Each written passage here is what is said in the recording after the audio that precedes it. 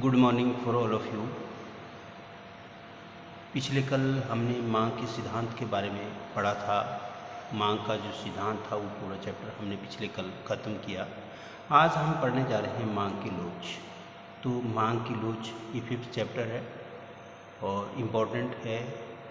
तो मांग की लोच कहते किसे हैं, सबसे पहले हमें पता होना चाहिए कि मांग की लोच है क्या चीज़। तो मैं लिख रहा हूँ मांग की लोच। मांग की लोच आपको पता होना चाहिए मांग की लोच है क्या चीज़। मांग की लोच कहते किसे हैं? पहले प्रश्न है मांग की लोच कहते किसे।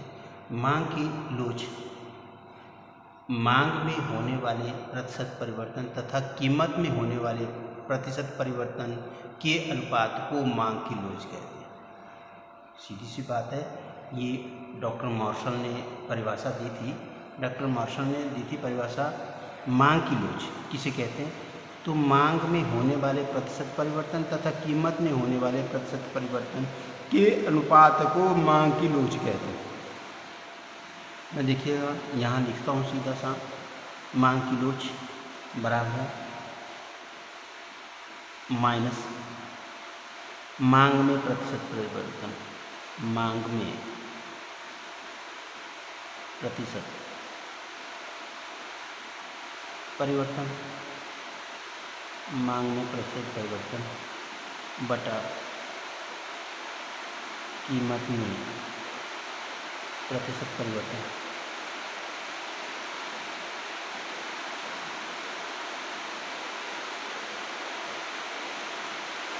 ये डॉक्टर मार्शल ने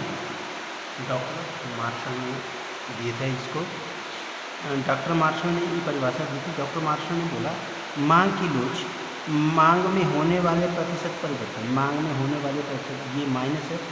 मांग की लोच बराबर है माइनस मांग में प्रतिशत परिवर्तन बटा कीमत में प्रतिशत परिवर्तन। परिभाषा भी इसी तरह मांग की लोच जो है डॉक्टर मार्शल ने इसकी परिभाषा दी मांग में होने वाले प्रतिशत परिवर्तन तथा कीमत में होने वाले मांग में होने वाले प्रतिशत परिवर्तन तथा कीमत में होने वाले प्रतिशत परिवर्तन के अनुपात को मांग की लोच कहते हैं। के अनुपात को मांग की लोच कहते हैं। अब मांग की लोच को ईडी से अंकित करते हैं। ED elasticity of demand. ED कहते हैं इलास्टिसिटी ऑफ डिमांड। मांग की लोच कहते हैं ईडी बराबर है माइनस मांग में प्रतिशत परिवर्तन, मांग में प्रतिशत परिवर्तन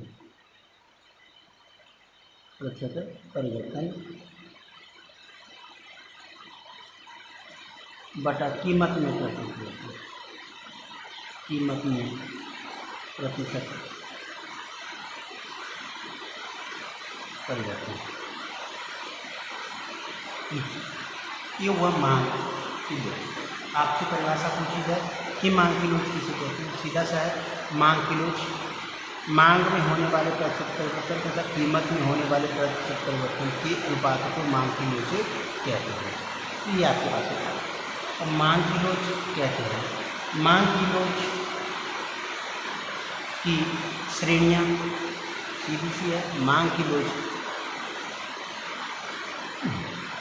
मांग की कीमत, मांग की कीमत, मांग की कीमत लोच की श्रेणियाँ, मांग की कीमत लोच की श्रेणियाँ,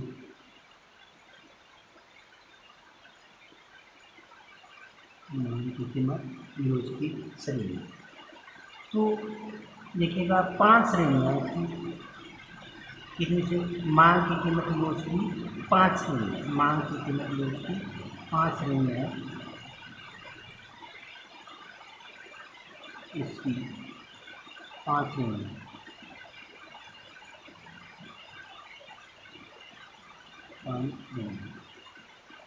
एक नंबर का प्रश्न पूछा जा सकता है आपसे कि मांग की कीमत लोच की कितनी श्रेणियाँ हैं। एक नंबर का प्रश्न पूछा जाएगा आपसे, तो आपको पता होना चाहिए कि मांग की कीमत लोच की कितनी श्रेणियाँ। तो मांग की कीमत की इसकी जो है वो 5 श्रेणियाँ। नंबर 1 नंबर 1 पूर्णतः लोचदार,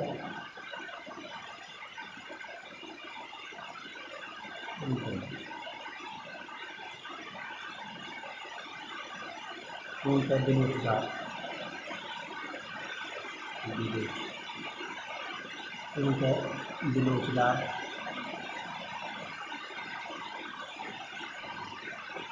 पूर्णतः बेलोचदार। आप लिखिए पूर्णतः लोचदार, पहली है पूर्णतः लोचदार। नंबर 2 लिखें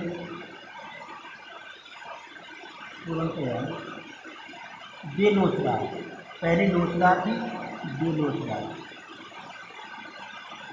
पूर्णतः बेलोचदार। नंबर 3 इकाई लोचदार,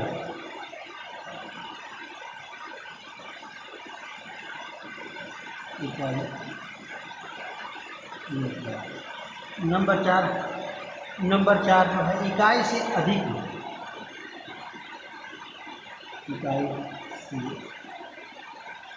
अधिक, इकाई से अधिक लोचदार। नंबर 5 इकाई से कम, इकाई से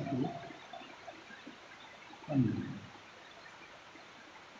इकाई से कम लोचदार। मैं यहाँ आपको बताऊँ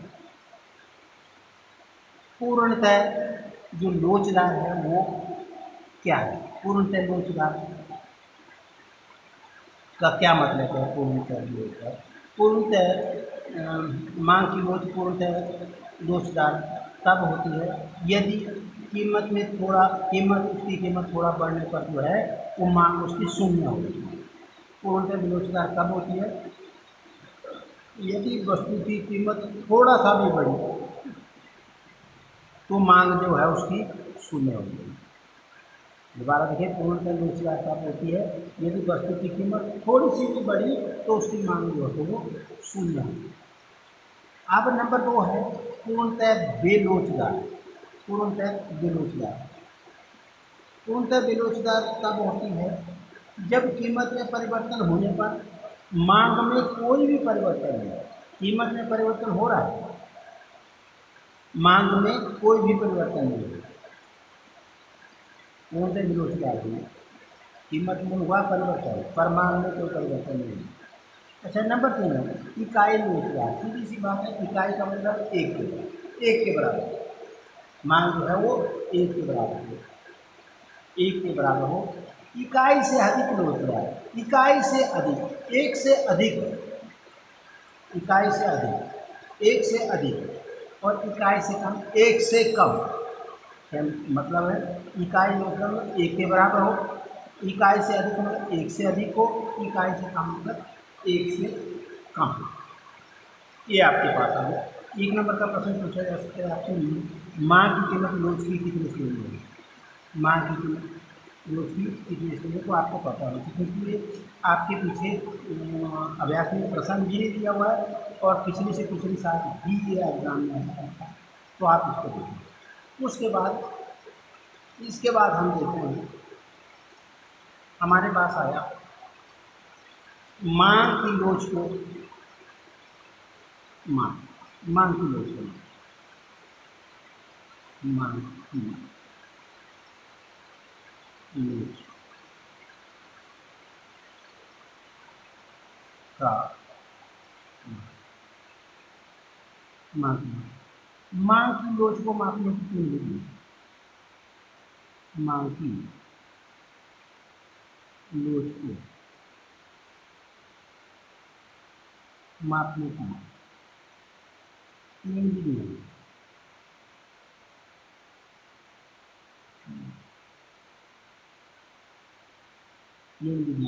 है। मांग की कीमत लोच को मापने की 3 विधियाँ हैं। 3 विधियाँ हैं। 3 विधियाँ हैं, कौन कौन सी है ये आप लोगों ने देखी। इंपॉर्टेंट प्रश्न है। कुल व्यय विधि नंबर 1,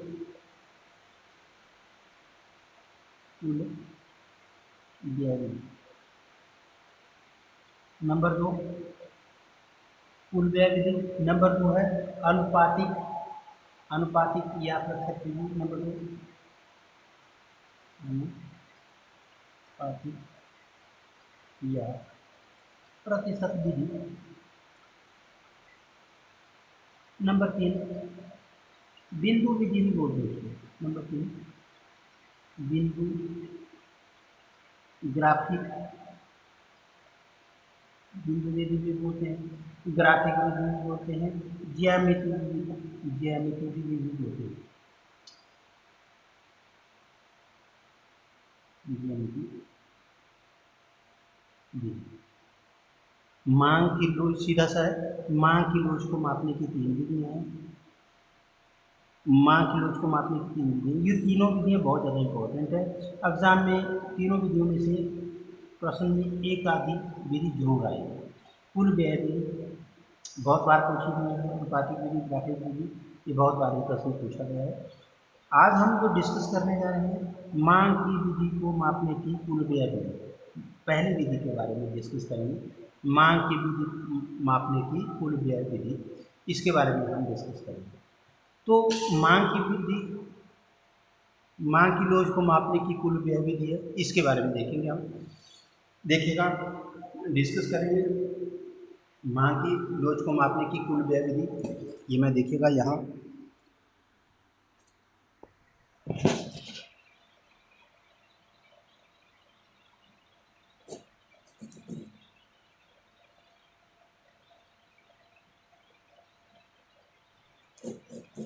देखिए, मांग की लोच को मापने की कुल व्यय विधि आपके पास दिया है किताब में, यहाँ पे किताब से देखिए आप। मांग की लोच को मापने की कुल व्यय विधि है, मापने की कुल व्यय विधि। इसका जो खोज थी, इसकी विधि की जो खोज थी वो डॉक्टर मार्शल ने की थी। इस विधि की जो खोज थी वो डॉक्टर मार्शल ने की थी। तो डॉक्टर मार्शल ने की थी। डॉक्टर मार्शल जी कहते थे कि किसी वस्तु की कीमत में परिवर्तन होने पर उस वस्तु पर किए जाने वाले कुल व्यय में कितना प्रतिशत परिवर्तन होता है, इसको कुल व्यय विधि कहते हैं। डॉक्टर मार्शल जी कहते हैं कुल व्यय विधि का जो खोज की थी वो डॉक्टर मार्शल ने की थी।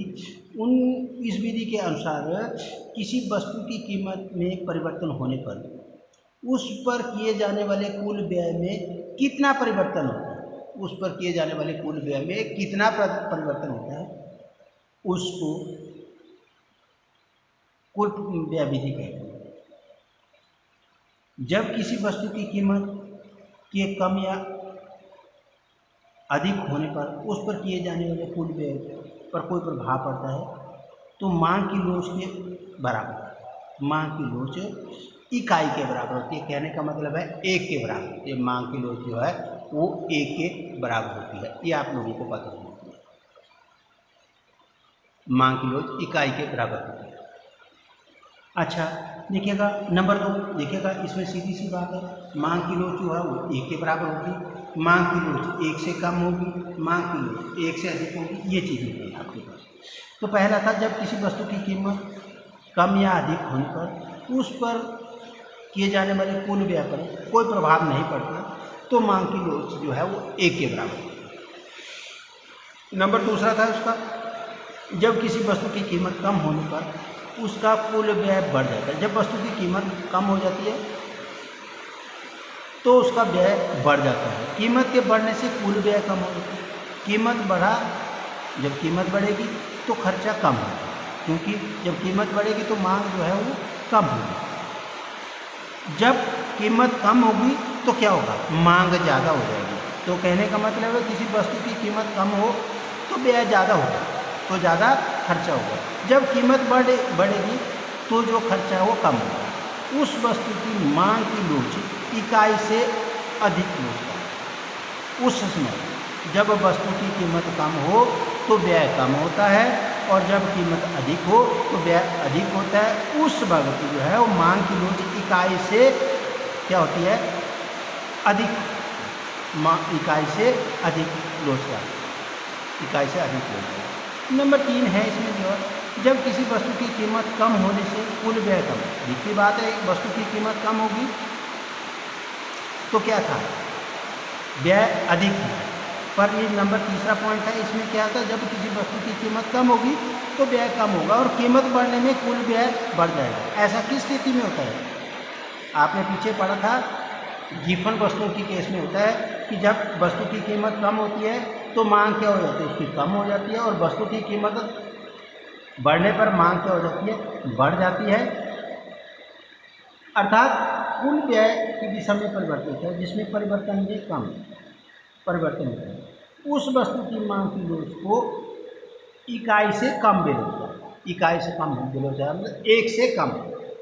अब आगे आप देखें, आपके पास दिया है तालिका बनाई है, तालिका देखें आप, तालिका बनाई है एक, आप देखें इसमें मांग की लोच दिया हुआ है, कीमत दिया हुआ है और कुल व्यय भी दिया हुआ है। मांग की लोच, मांग की लोच मैंने बताया आपको एक से अधिक और एक से कम होते हैं। यहाँ सबसे पहले इकाई एक से अधिक दिया हुआ है, मांग की लोच एक से। जब मांग की लोच एक से अधिक होती है तो उसकी कीमत बढ़ जाती है, ऊपर की तरफ बढ़ रही होती है और नीचे की तरफ वो कम हो रही होती है।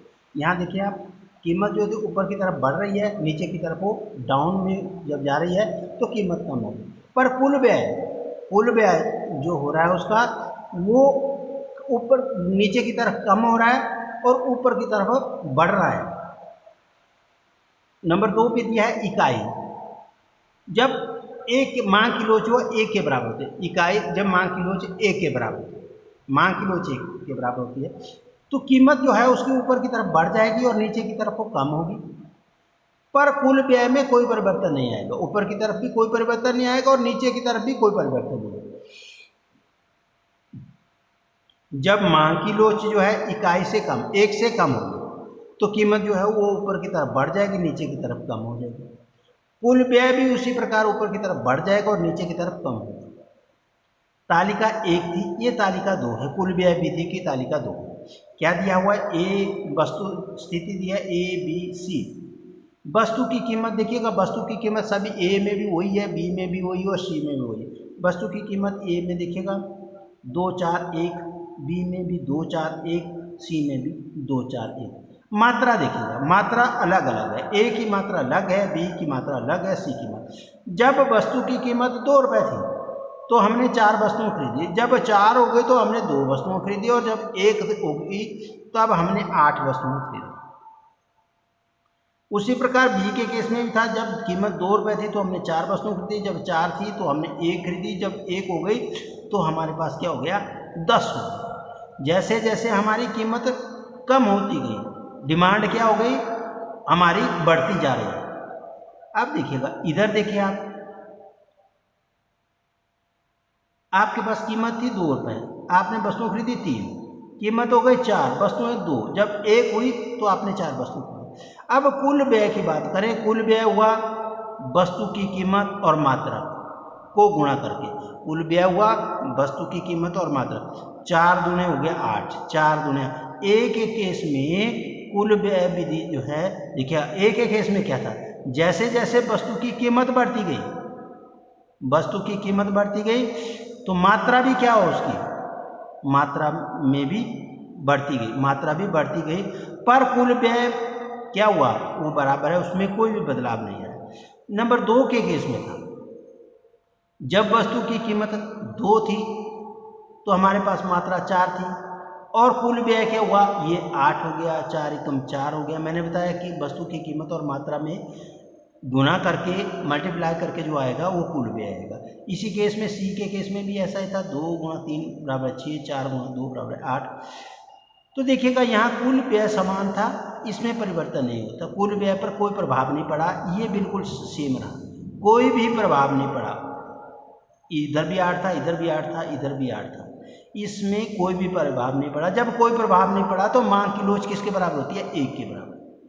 कुल व्यय पे कोई प्रभाव नहीं पड़ा तो मांग की लोच किसके बराबर होती है? 1 के बराबर। अच्छा, दूसरे केस में कीमत बढ़ने पर व्यय बढ़ जाता है। जैसे जैसे हमारी कीमत बढ़ी, वस्तु की कीमत बढ़ी, ठीक है ना, 2 के बाद 4 हो तो व्यय भी क्या हुआ? बढ़ गया, कुल व्यय बढ़ गया, 8 था, ठीक है ना। कीमत बढ़ने पर कुल व्यय, देखिएगा इसमें था कीमत बढ़ने पर कुल व्यय कम हो जाता है, कीमत बढ़ी कुल व्यय कम हुआ, दिखती बात है। जैसे जैसे हमारी किसी वस्तु की कीमत बढ़ जाती है तो उसकी मांग जो है वो कम हो जाती है। जैसे जैसे कीमत बढ़ती है मांग कम हो जाती है। कीमत कम होगी तो मांग क्या हो जाएगी, बढ़ जाएगी। कीमत बढ़ने पर कुल व्यय कम होता है तथा कीमत कम होने पर कुल व्यय बढ़ जाता है। कीमत कम होने पर कुल व्यय बढ़ जाता है। तो ये मांग की लोचनी थी वो इकाई से अधिक थी, एक से अधिक है। मांग की लोच जो है एक से अधिक थी। उसी प्रकार सी के केस में था, कीमत बढ़ने पर कुल व्यय बढ़ जाता है। जैसे जैसे कीमत बढ़ी 2 4 हो गई तो व्यय बढ़ गया, कुल व्यय बढ़ गया, 6 के बाद 8 हो गया। जब इधर 1 आया तो उसके बाद 4 आ गया। तो कीमत कम होने पर कुल व्यय कम हुआ। जब कीमत कम हुई 1 आया तो व्यय भी कम हो गए, कुल व्यय भी कम हो गए। इसको इकाई से कम कहते हैं। इकाई से कम मतलब ये हो गया ईडी ए के बराबर। ईडी क्या है, मांग की लोच है, ये ए के बराबर हो गया। ये ईडी बड़ी है किससे, एक, ईडी ग्रेटर देन 1, ये ईडी लेस देन 1। सीधा सा दिया है यहाँ पे मांग की इकाई लोच, मांग की इकाई लोच। अब मांग की इकाई लोच इसके केस में देखते हैं। मांग की इकाई लोच आप सीधा लिखेंगे, जब वस्तु की कीमत 2 रुपये थी तो मात्रा हमने 4 दे दी, पर जब वस्तु की कीमत बढ़ गई तो हमारी मात्रा हो गई कम, पर जब वस्तु की कीमत कम हो गई तो मात्रा क्या हो गई, अधिक हो गई। और जब ये हुआ तो कुल व्यय जो हो वो बराबर होता है, एक एक केस में। अब दूसरे इसमें लिखेंगे हम इकाई से अधिक, इकाई से अधिक मतलब एक से अधिक, ईडी है एक से अधिक। यहाँ लिखेंगे हम, जब वस्तु की कीमत 2 रुपये थी तो मात्रा हमने 4 खरीदी, कुल व्यय हमारे पास 8 हुआ। जब वस्तु की कीमत बढ़ गई तो हमारे पास मात्रा कम हो गई, मात्रा कम हो गई और कुल व्यय हमारे पास 4 हुआ। जब वस्तु की कीमत कम हुई तो मात्रा हमने ज़्यादा कर दी और कुल व्यय भी हो ज़्यादा हो गया। उसी प्रकार तीसरे केस में लिखें इकाई से कम, तीसरे केस में लिखेंगे इकाई से कम। जब इकाई से कम की बात करते हैं, ये नंबर 3 है इकाई से कम। आप लिखेंगे जब वस्तु की कीमत कम थी तो मात्रा हमने अधिक खरीदी और कुल व्यय भी अधिक, पर जब हमारे पास कीमत बढ़ गई तो मात्रा हमने कर दी कम और कुल व्यय क्या हुआ, वो बढ़ गया। जब वस्तु की कीमत कम थी तो मात्रा हमने अधिक खरीदी और कुल व्यय कम हो गया। तो इस केस में हम कहते हैं जो मांग की लोच थी वो लेस देन 1 है। मांग की लोच क्या हुई, लेस देन 1। यहाँ आप देख रहे हैं ये इकाई एक से कम, ये आपने डिस्कस कर दिया। अब आपके पास ये चित्र आप देख रहे हैं, ये चित्र, इस पे एक्स एक्सिस पे दिया हुआ खर्चा, कितना खर्चा किया आप लोगों ने। इस तरफ दिया है आपके पास प्राइस, इस तरफ कीमत दी है, वस्तु की कीमत दी है, वस्तु की कीमत यहाँ दी है। यहाँ लिखा है चित्र पे कुल व्यय विधि, मांग की लोच को मापने की कुल व्यय विधि को इस चित्र के द्वारा स्पष्ट किया जाता है। इस चित्र के द्वारा स्पष्ट किया जाता है। क्या स्पष्ट किया जाता है, आप लिखेंगे ओ एक्स पे आपने कुल खर्चा लिखा, आपने कुल खर्चा, और ओ वाई एक्स पे आपने क्या लिखा, कीमत को प्रकट किया। इसमें टी ई जो है आप देखिएगा, टी ई जो है ये आपके पास है टी और ये इधर से ई, टी ई ये बकर, कुल व्यय बकर जिसको बोलेंगे, टी से लेके ई तक कुल व्यय बकर है, ये आपके पास कुल व्यय बकर है। तो बीसी भाग इकाई लोच को प्रकट करता है। इसे ज्ञात होता है कि जब कीमत ओ एम है तो कुल व्यय एम सी, ओ एम जब कीमत है तो खर्चा किया इसके ऊपर, ओ एम जब कीमत है तो ये एम सी जो है ये इसके ऊपर खर्चा किया, एम सी जो है इसके ऊपर खर्चा किया। यदि कीमत बढ़कर ओ एन हो जाती है, कीमत बढ़कर ओ एन हो जाती है तो कुल व्यय एन बी के बराबर, एन बी के बराबर होता है। ये एन बी किसके बराबर है, ये एम सी के बराबर है। एन बी किसके बराबर है, एन सी के बराबर रहेगा। यहाँ लिखा है एन बी बराबर एम सी। टी ई बकर टी बी इकाई से अधिक लोचदार मांग पर प्रकट कर रहा है। इससे ज्ञात होता है कि जब ओ एन से बढ़कर ओ आर हो जाता है तो कुल व्यय एन बी के बराबर हो जाता है। आप इसमें यहाँ एम पी जो भी लिखा है आप नाम अपनी मर्जी से रख सकते हैं। सीधी सी बात है, जब आपके पास कीमत ओ एम थी तो आपके पास व्यय